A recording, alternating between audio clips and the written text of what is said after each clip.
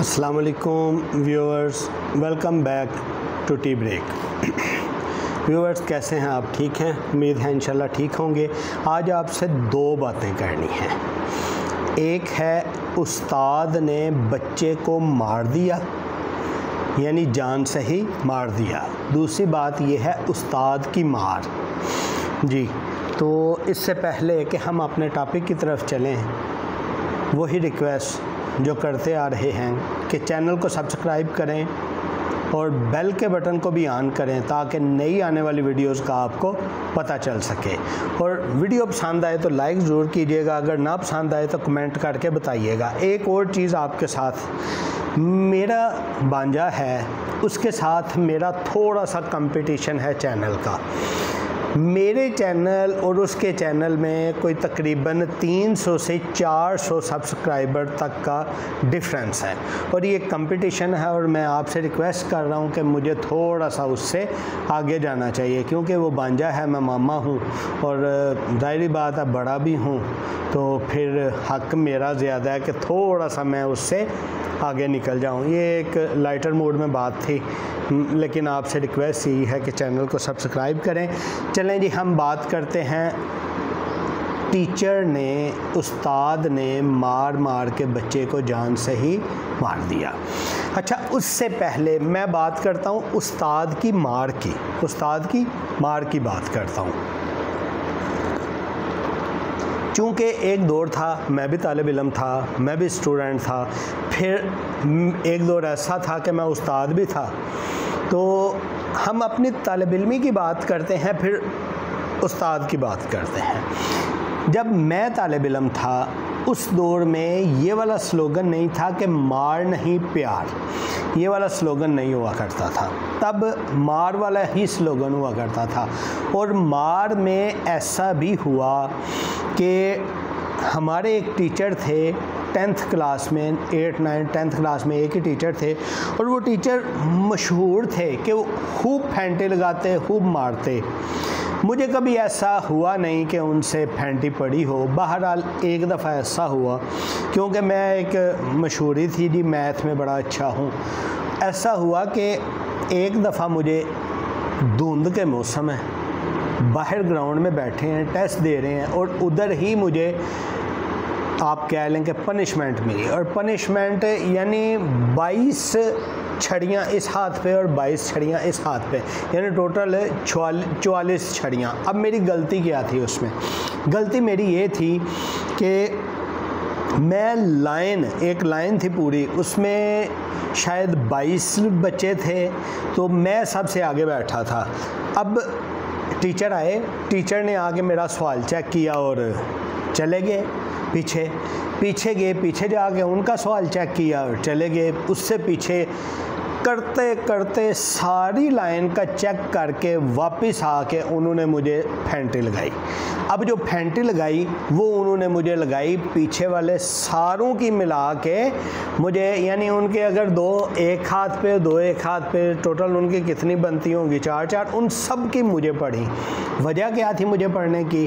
कि मैंने जो सवाल जिस जगह पे इज़ इक्वल टू, बराबर, मसावी का साइन आना था, उस जगह के ऊपर जल्दी से टाइम शार्ट होता था, करते एक ऐसे ही 2 लाइनें लगाने की बजाय एक ही लाइन लगाई, जिससे वो मसावी या इज इक्वल टू की बजाय क्या बन गया? माइनस बन गया। अब हुआ ये, पीछे पूरी की पूरी लाइन का वो माइनस था। अब बात तो आपको समझ आ गई होगी कि क्या बात हुई, कि पीछे पूरी की पूरी लाइन का अब वो इज इक्वल टू की बजाय माइनस था। तो समझ आई होगी आपको किस वजह से मुझे फेंटी पड़ी। नहीं आई? यार कैसी बात करते हैं आप। यानी कि टीचर को इतना गुस्सा आया कि इस नकल इसने लगवाई है और सब ने वही किया और सब के हिस्से की मार भी मुझे ही फिर पड़ी। अच्छा, ये तो एक बात मैंने अपने तालिब इल्मी की। उसके अलावा मुझे उस टीचर से मार नहीं पड़ी, लेकिन इसमें एक पॉइंट था जो मैं आगे जाके आपको नोट करवाऊँगा, ठीक है? और ये सिर्फ आपने ज़हन में रखनी है। अब मैं जब उस्ताद बना तब तक मार्केट में ये स्लोगन आ गया हुआ था कि मार नहीं प्यार। अब जो मेरे स्टूडेंट थे, मैं उनके वालिदैन से पहले ही कहता था कि बच्चे को मार पड़ेगी अगर बच्चा काम नहीं करेगा। तो आपको कोई शिकवा है, कोई गिला है, आप इसको ले जाएं, मैं इसको नहीं पढ़ाऊंगा। अगर मैंने पढ़ाना है तो मैं इसको मारूंगा। साथ में मैं उनको एक फ़िक्रा ये भी सुनाया करता था कि चम साड़ा ते अड्डियां ताड़ियां, यानी एक पंजाबी में मशहूर है कि चम साड़ा ते अड्डियां ताड़ियां। अच्छा, मैं ये भी बात कहता था, बहरहाल उनके घर वाले जो हैं वो बच्चों को रखते थे।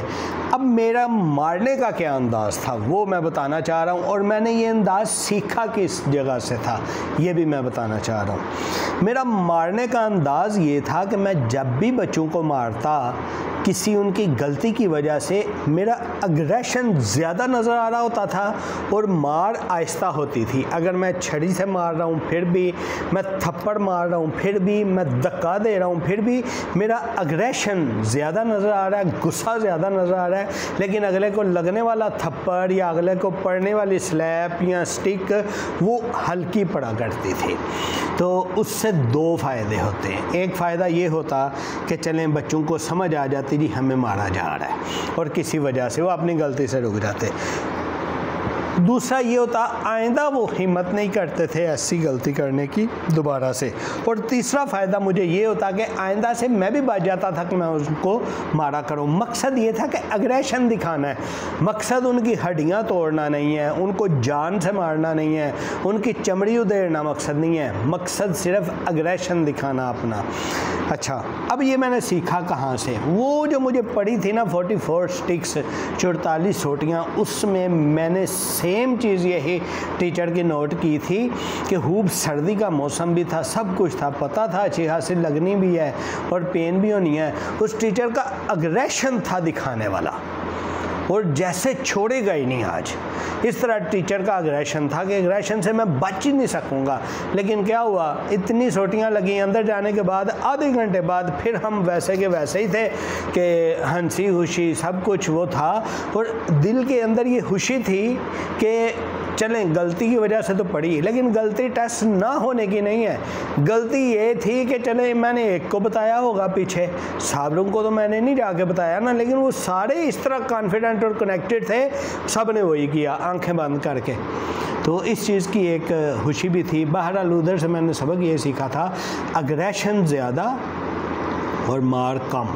अब अगर वो 44 भी थी ना, अगर 44 अग्रेशन के साथ ही सेम अग्रेशन से मुझे पड़ी होती तो हो सकता है मेरे हाथ दोनों टूट गए होते, आप लोगों के सामने ऐसे नहीं बैठा होता। अच्छा, अब उस पे आते हैं कि उस्ताद ने बच्चे को मार मार के जान से ही मार दिया।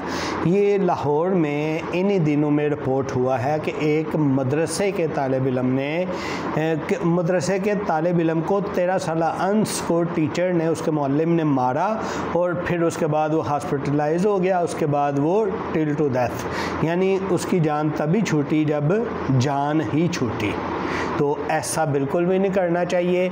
मैं बिल्कुल इस स्लोगन के हक़ में भी नहीं हूँ कि मार नहीं प्यार, लेकिन मैं बिल्कुल इस हक़ में भी नहीं हूँ कि आप मार मार के बच्चे को मार ही दो। बच्चे को एग्रेशन दिखाओ ताकि वो आइंदा से गलती ना करे। उसको ज़ातियात पे मत मारो, उसको समझाने के लिए मारो, ठीक है। अच्छा, दूसरा, मारते हुए इस चीज़ का ख़ास तौर पे ख्याल रखो कि उसकी हड्डी पे ना लगे। उसको मारना है, ये देखें ना, ये जिस जगह के ऊपर आपके गोश्त वाली जगह हैं उधर आप मार लें। आप उसके ये जिस जगह के ऊपर डायरेक्ट हड्डी पे लगने का चांस है उधर बिल्कुल भी नहीं। और मारें इतना कि मकसद समझाना है, मकसद उसको राह पे लेके आना है, मकसद उसको भगाना नहीं है, बदज़न करना नहीं है, ठीक है। तो मैं उस उस्ताद से भी किसी तरह अगर मेरी वीडियो उस तक भी पहुंच सके तो उसको भी सीखना चाहिए। असल में ये स्लोगन बनाने की बजाय ना, मार नहीं प्यार, ये स्लोगन बनाने की बजाय उस्तादा की तरबियत होनी चाहिए, ट्रेनिंग्स होनी चाहिए, और उनको बताना चाहिए कि अगर मारना है किन सिचुएशंस में मारना है और कितना मारना है, ये ट्रेनिंग होनी चाहिए। इस चीज़ की बहुत ज़रूरत है, बजाय इसकी कि बिल्कुल मार से दूर कर दिया जाए, या बजाय इसकी कि बिल्कुल खुली छूट दे दी जाए कि इतना मारे बच्चे को मार दिया। ऐसा तो नहीं। मैंने कुछ मदारस का एक और भी देखा है, ठीक है, स्कूलों में भी मैंने देखा टीचर्स को गुस्सा आता है, वो क्या करते हैं, हाथ में बच्चे की बुक पकड़ी है, नोटबुक पकड़ी है, उसको ऐसे उछाल देते हैं। उछालने से क्या होता है, इतनी मेहनत से बच्चे ने वो नोटबुक बनाई थी, वो सारी की सारी बिखर गई, फट गई, बाइंडिंग ख़राब। इसी तरह बुक है, बुक का भी यही सिस्टम, बाइंडिंग ख़राब, सब कुछ ख़राब, लेकिन उस उस्ताद ने अपना गुस्सा निकाल लिया। ऐसा बिल्कुल भी नहीं करना चाहिए, असातिज़ा की ट्रेनिंग की ज़रूरत है। अच्छा, उसके बाद हम बात करते हैं, मदारिस में देखा कि मारने पे आते हैं, अग्रेशन अपने को कंट्रोल नहीं कर सकते। उस अग्रेशन में क्या होता है कि ये इस किताब से और इस किताब से बड़ा मुअल्लिम, इस किताब की जो पढ़ाने वाला है उससे बड़ा मुअल्लिम, उससे बड़ा उस्ताद कोई भी नहीं है, ठीक है। फिर भी ऐसा है कि कुछ जो हैं वो क्या करते हैं, मारते हुए उन्हें ये चीज़ का ख्याल नहीं रहता, बेहुरमती भी कर बैठते हैं, साथ में कहीं तो उठा के ऐसे बच्चे की तरफ फेंक भी देते हैं कि संभालो इसको। यार इतना, ये इसीलिए मैं कहता हूँ असातिज़ा की ट्रेनिंग ज़रूरी है, बजाय इसके कि यही सिर्फ स्लोगन चला दिया जाए कि मार नहीं प्यार। असातिज़ा की ट्रेनिंग के लिए आप भी आवाज़ उठाएँ, मैं आपके साथ हूँ, मैं भी आवाज़ उठाता हूँ और हर फोरम पर उठाऊँगा। और ये बहुत सीरियस मामला है, मैं भी बच्चों वाला हूँ, मेरे भी बच्चे हैं, मैं नहीं चाहता कि बच्चों को जो है बेदर्दी से मारा जाए। मैं ये भी नहीं चाहता कि बच्चा मेरी गलती कर रहा है उसको मारे ही नहीं, उसको गलती पे पक्का कर दें, ऐसा भी नहीं चाहता। लेकिन ये कब होगा, जब असातिज़ा की ट्रेनिंग होगी। तो असातिज़ा की ट्रेनिंग बहुत ज़रूरी है, आप लोग भी आवाज़ उठाएं असातिज़ा की ट्रेनिंग के ऊपर। मैं भी आवाज़ उठाता हूँ कि इस चीज़ के ऊपर असातिज़ा की ट्रेनिंग होनी चाहिए। मदारस में जो मुअल्लिम हैं, जो मुदर्रिस हैं, उनकी भी ट्रेनिंग्स होनी चाहिए। उनकी ट्रेनिंग्स कौन करेगा? अब तो माशरे हमारे में ये जो डिफरेंस था ना मदरसे और स्कूल का, वो ख़त्म हो गया हुआ है। अब मदारिस में स्कूल भी हैं और अब स्कूलों में मदरसों का निज़ाम भी है।